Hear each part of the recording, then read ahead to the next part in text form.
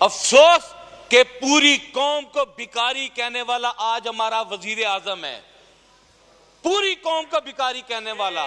और सबसे बड़ी अफसोस की बात है कि उस भिखारी वजीर आजम के दाएं और बाएं जानब पाकिस्तान पीपल्स पार्टी जैसी जमात है। मैं हैरान हूं, ये फाउंडर्स कहते हैं कॉन्स्टिट्यूशन को, ये अपने आप को चैंपियन समझते हैं और ये भिखारी वजीर आजम के साथ यहां पर बैठकर हुकूमत करके और हमें दर्ज देते हैं कि आए हम आपको सबक सिखाएं या आए हम आपको आगे की तरफ लेकर चलें। बहुत बहुत शुक्रिया जनाब स्पीकर साहब, आज आपने मुझे प्रेसिडेंशियल स्पीच के मुताबिक आज आपने मुझे बात करने का मौका फराहम किया, क्योंकि ये अरसा दराज से हाउस की कार्रवाई तो चल रही है। जब आपका इंतखाब हुआ, स्पीकर साहब का इंतखाब हुआ, हमारी ख्वाहिश थी कि हम आपको उस वक़्त मुबारकबाद पेश करते, लेकिन क्योंकि मौका ना मिल सका तो मैं आपको और स्पीकर साहब को, जुनेद अकबर साहब को, आमद डोगर साहब को मुबारकबाद पेश करता हूं कि उन्होंने इस हाउस में इस कार्रवाई में हिस्सा लेकर आपको डिप्टी स्पीकर और अयाज सादिक साहब को स्पीकर बनाया।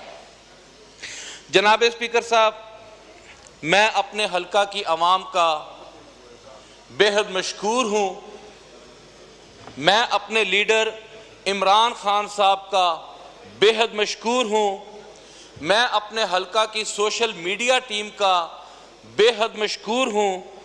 मैं अपनी फैमिली का बेहद मशकूर हूं कि साने 9 मई के बाद जो हालात पाकिस्तान तहरीके इंसाफ के लिए पैदा किए गए, जिन हालात में हमें इलेक्शन लड़ने को कहा गया, पुलिस गर्दी, जुल्म और जबर, हमारे निशानात छीने गए, हमारे घरों पर पुलिस भेजी गई, हमारी फैमिलीज को हरासा किया गया, हमारे वोटर्स को तशद्दुद किया गया, सरकारी मशीनरी जो है वो पूरी की पूरी हमारे मुखालिफ कैंडिडेट्स की कैंपेन करती नजर आई। उसके बावजूद भी पाकिस्तान की अवाम ने बहुत अच्छे अंदाज से हमारे निशानात को ढूंढकर हमें वोट देकर इस ईवान का हिस्सा बनाया। जनाब स्पीकर, ये 5वां हाउस है जिसमें मैं इलेक्शन लड़ रहा हूं। 3 बार मुंतखब हुआ हूं इस हाउस में। मैंने देखा कि ये हर लीडर की ख्वाहिश होती है कि उसके बयानिए को, उसकी सोच को, उसकी फिक्र को वोट पड़े।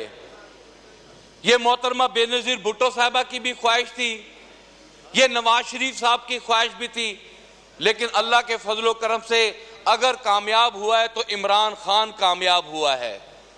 वो शख्स जेल में है, पाबंदे सलासल है, उसके ये जितने भी यहां तशरीफ फरमा है, ये सब के सब 9 मई के डसे हुए हैं और 9 फरवरी को ये जीत कर इस ईवान का हिस्सा बने हैं। ये इमरान खान साहब की जो सोच थी, जो फिक्र थी, ये वोट उसको पड़ा है। जनाब स्पीकर, बातें तो सबने बहुत की, आप बहुत अच्छी इंग्लिश भी जानते हैं। मुझे सिर्फ एक बात बता दें कि बेगर्स कैंट बी चूजर्स का लफ्जी माना क्या है? कोई यहां पर बताएगा कि beggars cantt B choosers? Can not be chooser, cantt B chooser, can not be, एक ही बात हो गई। इसका मतलब है कि भिखारी चुनने वाले नहीं हो सकते। और ये किसने कहा? शहबाज शरीफ ने कहा। कोई अफसोस कि पूरी कौम को भिखारी कहने वाला आज हमारा वजीर आजम है, पूरी कौम को भिखारी कहने वाला। और सबसे बड़ी अफसोस की बात है कि उस भिखारी वजीर आजम के दाएं और बाएं जानब पाकिस्तान पीपल्स पार्टी जैसी जमात है। मैं हैरान हूं, ये फाउंडर्स कहते हैं कॉन्स्टिट्यूशन को, ये अपने आप को चैंपियन समझते हैं और ये भिखारी वजीर आजम के साथ यहां पर बैठकर हुकूमत करके और हमें दर्ज देते हैं कि आए हम आपको सबक सिखाएं या आए हम आपको आगे की तरफ लेकर चलें। जनाब स्पीकर साहब, ये स्पीच है जरदारी साहब की। हमारी जुबान उर्दू, हमारा कौमी जुबान उर्दू। मैं हैरान हूं जरदारी साहब का इंग्लिश स्पीच से जाए क्या, ताल्लुक क्या है? क्यों नहीं ये स्पीच उर्दू में की गई? क्यों नहीं पूरी कौम को बताया गया कि हम क्या चाहते हैं? ये सिर्फ इंग्लिश स्पीच करके पूरी पाकिस्तान अवाम को गुमराह किया गया। सेंस क्रिएट कर लें, सेंस क्रिएट कर लें। 2002 से लेकर आज तक मैं यही देखता आ रहा हूं कि जी सेंस क्रिएट कर लें, हाउस को आगे चलें, जमहूरियत को परवान चढ़ाएं, लेकिन करने के लिए कोई तैयार नहीं है। जनाब स्पीकर, सब अपने दांव पेच पर बैठे हुए, मजाक बना दिया इस ईवान को। जनाब स्पीकर, ये ईवान हमें कभी माफ नहीं करेगा। यहां पर पंजाब असेंबली का आइन टूटा, यहां पर केपीके का आइन टूटा, और आइन तोड़ने के बाद ये असेंबली फॉर्म 47 चोरी कर तशरीफ फरमा है, और ये कहते हैं कि हम हाउस को आगे लेकर चलेंगे। नैब तरामीम एक भयानक जो है हिस्सा है उस 16 माह की जमात का जो यहां पर इन लोगों ने किया। और आलम यह है कि सुप्रीम कोर्ट ने कल कहा कि 16 मई को इमरान खान साहब को प्रोसीडिंग में शामिल किया जाए, तो अब गवर्नमेंट की कांपे टांग रही हैं, परेशान है कल से कि इमरान खान साहब की प्रोसीडिंग को दिखाना है कि नहीं दिखाना। ये जो कट है जनाब स्पीकर हुकूमत का, ये इमरान खान का खौफ है जिसकी वजह से ये इकट्ठे बैठे हुए हैं। यही इलेक्शन है, जब इलेक्शन आया था ये एक दूसरे को गालियां दे रहे थे, 16 माह पहले ये इकट्ठे थे, उसके बाद ये फिर यहां पर आए। अच्छा तनोली बहन साहबा, आप बड़े नेक पारसा हैं, हमें माफ कर दें, अल्लाह ताला आपको खुश रखे। अब पता है हमें आपका। जनाब स्पीकर, मैं आपका ज्यादा वक्त नहीं लूंगा, मैं मुख्तसरन बात करना चाहूंगा। स्पीच हुई, सेंस क्रिएट कर लें, बेहतर होता कि इस स्पीच में कराची को भी डिस्कस कर लिया जाता, कराची के हालात को भी डिस्कस कर लिया जाता। आप टीवी पे देखें, आप सड़क पर निकल नहीं सकते, आपके हाथ में एक अच्छा मोबाइल हो, आते हैं मोबाइल छीनते हैं, गोली मारते हैं, चले जाते हैं। जनाब स्पीकर, कौन सी ऐसी सहूलतें जो कि पुलिस को नहीं दी गई, उसके बावजूद भी अगर कराची में यह फेलियर है तो क्यों है? कच्चे के डाकू दे दे के पैसा थक गए हैं, पुलिस को दे दे के एमिनेशन थक गए, कच्चे के डाकू नहीं काबू हो रहे।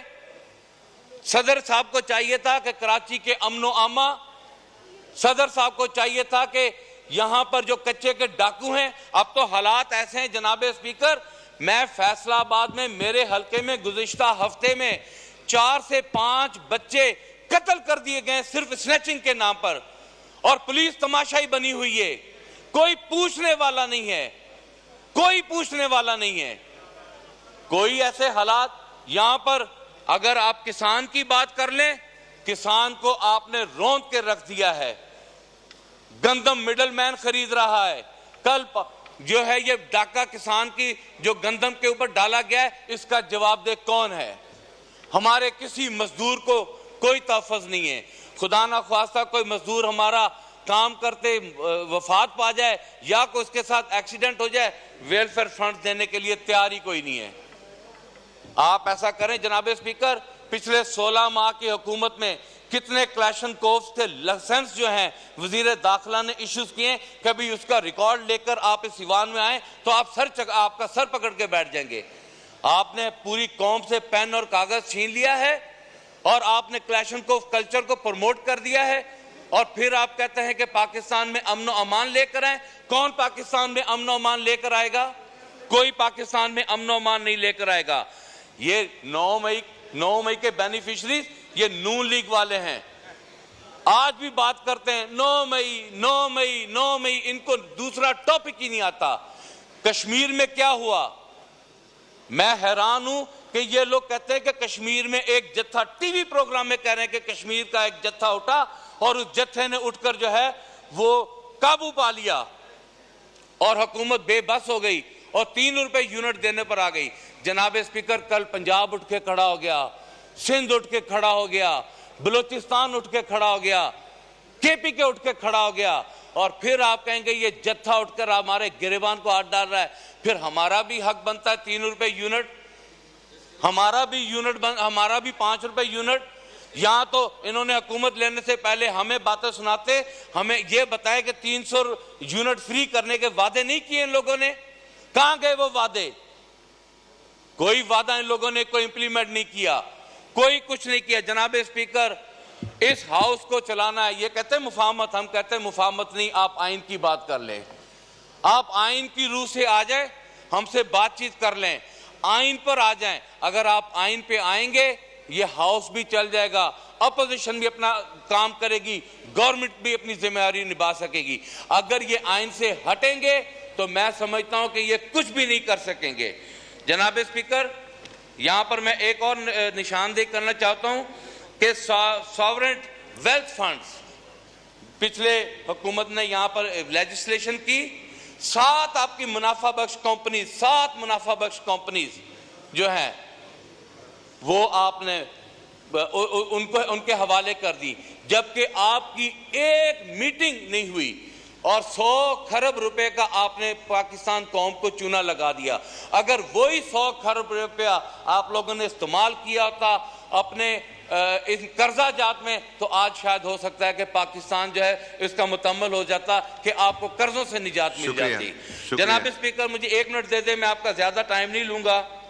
बोले। मैं जनाब स्पीकर साहब, यहां पर बात कही गई वोट को इज्जत दो। जनाब स्पीकर साहब, नवाज शरीफ साहब के इस बयानिए को तो हमारे मलकू सिंगर ने ठोक कर रख दिया था। मलकू उठा, उसने नकदा कोका गा के कैदी नंबर 804 का जिक्र किया, नवाज शरीफ का बयानिया दफन। और आलम यह है कि पाकिस्तान पीपल पार्टी का पंजाब में नामो निशान दफन होकर रह गया है। इंशाअल्लाह ताला बहुत जल्द पाकिस्तान मुस्लिम लीग नून भी इसी तरह पंजाब में हम दफन करके दिखाएंगे इंशाअल्लाह ताला दफन करके दिखाएंगे। जनाब स्पीकर साहब, यहां पर हमें कल कहा गया कुरान उठाओ कि हम मोहिब वतन है कि नहीं है। हनीफ अब्बासी साहब मेरे भाई है, हनीफ अब्बासी साहब और काकड़ साहब दोनों उठाए ना कुरान, कि वो बताएं कि वो गंदम के चोर हैं या ये फार्म 47 की पैदाइश हैं, कौन है, ये अपना फैसला कर लें। जनाब स्पीकर साहब, यहां पर वाइंड अप करें प्लीज। सर आखिरी 1 मिनट में सर, बस हो गया अभी प्लीज। अच्छा चले, मैं वाइंड अप एक शेर के साथ कर देता हूं। चले, आपने जी। उन्हें अपना कहा है कि जी वो उन्होंने 10 मिनट लिए, मैं आपका ज्यादा वक्त नहीं लेता। जनाब स्पीकर साहब, इस दोनों तरफ से एक बात मैं आपको बता दूं, अगर हम लोगों ने पाकिस्तान को डिलीवर ना किया, हम लोगों ने हकायक को छुपाकर अपने मकासद को इस्तेमाल किया, तो खुदा की कसम पाकिस्तान की आवाम हमें कभी माफ नहीं करेगी। मैं जनाब स्पीकर साहब एक अल्लामा इकबाल साहब का शेर पढ़ना चाहूंगा। मोमन का वो अंदाज बाकमाल खो गया, इकबाल तेरी कौम का इकबाल खो गया। आज यकीन करें हम अपना इकबाल खोकर बैठे हुए हैं। मैं हुकूमत से कहता हूं कि आप उस दिन से डरो कि जो जुल्म और जबर आप अवाम के साथ ताकत के साथ कर रहे हो, ऐसा ना हो कि अवाम उठ खड़ी हो। पाकिस्तान तहरीके इंसाफ इस बात से खौफजदा है कि अगर अवाम उठ के। शुक्रिया, बस अब हो गया।